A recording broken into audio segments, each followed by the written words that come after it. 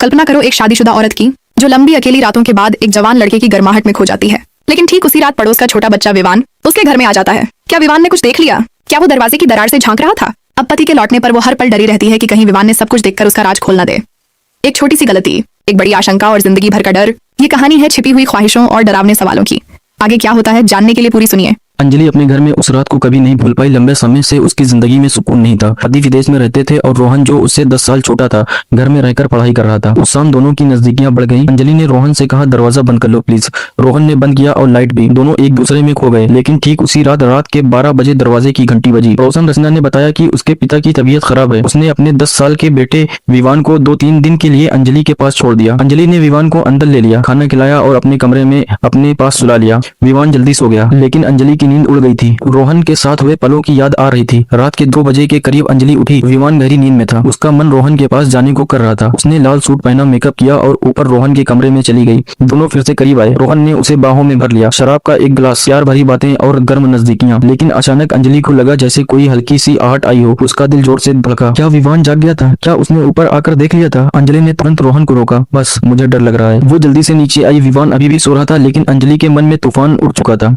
वो सोचने लगी, क्या विवान ने हमें एक साथ देख लिया? क्या वो किसी दरार से झांक रहा था? मैंने दरवाजा बंद किया था, फिर भी उस रात वो सो नहीं पाई। बार बार उठकर विवान को देखती रही। बच्चा निश्चल सो रहा था, लेकिन अंजलि का डर बढ़ता जा रहा था। अगले दिन सब नॉर्मल था। विवान खेलता, टीवी देखता और अंजलि उसके साथ रहती।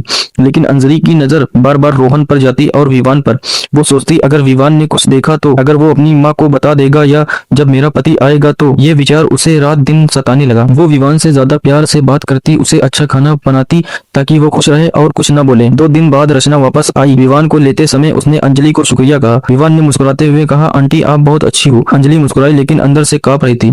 विवान के जाते ही वो राहत की सांस ली, लेकिन डर भी अभी भी था। कुछ दिन बाद उसका पति राहुल वापस आ गया। अंजलि खुशी जताते हुए उसका स्वागत किया, लेकिन अंदर से वो बेहद डरी हुई थी। हर बार जब राहुल घर में घूमता या पड़ोसियों से बात करता, अंजलि का दिल धड़कने लगता। वो सोचती, कहीं विवान ने राहुल को कुछ बता दिया तो, या रचना से कहा तो। वो विवान के घर जाने से भी डरती थी।